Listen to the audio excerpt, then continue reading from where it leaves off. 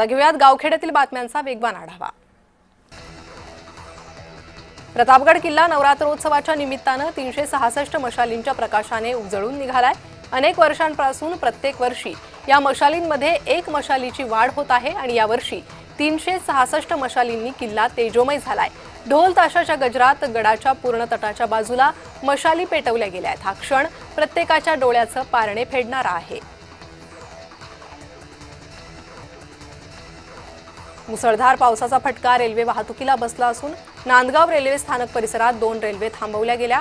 Dhule Dadar express आणि Deolali Bhusawal passenger Nandgaon railway स्थानकात 2 तासांपासून उभी होती। रेल्वे ट्रॅकवर मोठ्या प्रमाणात पाणी साचले, त्यामुळे खोळंबलेली रेल्वे वाहतूक हे पाणी निरळल्यानंतर पुन्हा सुरू केली आहे। वाशिमच्या मालेगाव तालुक्यातील कोळगाव ते कळमगव्हाण रस्त्याची अत्यंत दयनीय अवस्था झाली आहे। वारंवार मागणी करूनही या रस्त्याची दुरुस्ती होत नाही, त्यामुळे आता खड्ड्यात साचलेल्या पाण्यात बसून ठाकरे गटाच्या वतीने आंदोलन करण्यात आले। यावेळी या आंदोलनात गावकरी सुद्धा मोठ्या संख्येने सहभागी झाले। बीडच्या शिरपुरा गावामध्ये शेतकरी वाहून गेल्याचा व्हिडिओ व्हायरल झाला।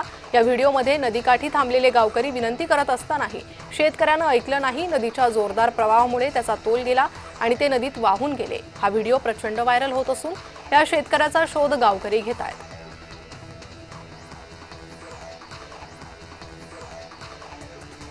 धनगर समाजाला एसटी प्रवर्गातून आरक्षण देण्याच्या मागणीसाठी जालना जिल्हाधिकारी कार्यालयासमोर धनगर समाजाने आमरण उपोषण सुरू केलं।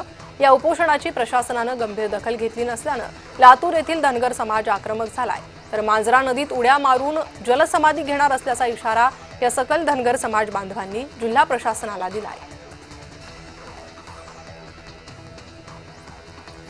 पैठण येथे नागपूर कराराच्या अंमलबजावणीसाठी स्वराज्य जनपरिषदेच्या वतीने भर पावसात निदर्शनं करण्यात आली। 28 सप्टेंबर 1953 रोजी मराठवाड्याच्या विलिनीकरणादरम्यान भविष्यात मराठवाड्याचा सर्वांगीण विकास व्हावा यासाठी नागपूर करार करण्यात आला होता। यावेळी तत्कालीन मुख्यमंत्री यशवंतराव चव्हाण यांनी नागपूर कराराला दुजोरा दिला होता।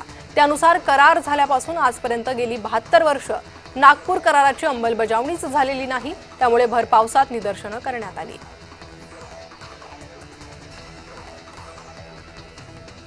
अमरावतीतील दर्यापूर तालुक्यातील थिलोरी येथील नाल्याच्या पुरात अडकलेल्या पशुधन आणि गुराख्याला वाचवण्यात आले। गावकऱ्यांच्या मदतीने 4 तासाच्या प्रयत्नानंतर गुराखी आणि 9 पशूंना बाहेर काढण्यात यश आलं। पुढील 2 दिवस विदर्भाच्या अनेक भागात मुसळधार पाऊस होण्याचे संकेत हवामान विभागाने दिले, त्यामुळे सतर्कतेचा इशारा देण्यात आलाय। साताऱ्याच्या पुसेगावमध्ये फलटण रोडवर एक 4चाकी रस्त्यावरून हेलकावे खात एसटी बसला धडकली, पण तिने रस्त्याच्या कडेला चाललेल्या एका दुचाकी स्वाराला जोराची धडक दिली। 4चाकीमधील कोणीही जखमी झालं नाहीये, पण दुचाकीवरील 2 जण गंभीर जखमी झाले। या 4चाकीचा भीषण व्हिडिओ समोर आलाय। एक बाईक स्वाराने हा व्हिडिओ आपल्या कॅमेऱ्यात कैद केलाय। दौंडमधील भीमा पाटस कारखान्याची अधिमंडळाची 43वी सर्वसाधारण सभा कारखान्याचे चेअरमन आमदार राहुल कुल यांच्या अध्यक्षतेखाली पार पडली। सभेसाठी मोठ्या संख्येने सभासद उपस्थित होते। या सभेत दौंडचे आमदार राहुल कुल आणि माजी आमदार रमेश थोरात यांची जुगलबंदी रंगल्याचं पाहायला मिळालं। अंबरनाथमध्ये शिवगंगा नगर येथील एका बिल्डिंगच्या पार्किंगमधील दुचाकीत साप आढळून आला। दुचाकीच्या मालकाने सर्पमित्रांशी तत्काळ संपर्क साधून सापाला पकडण्यात यश मिळवलंय।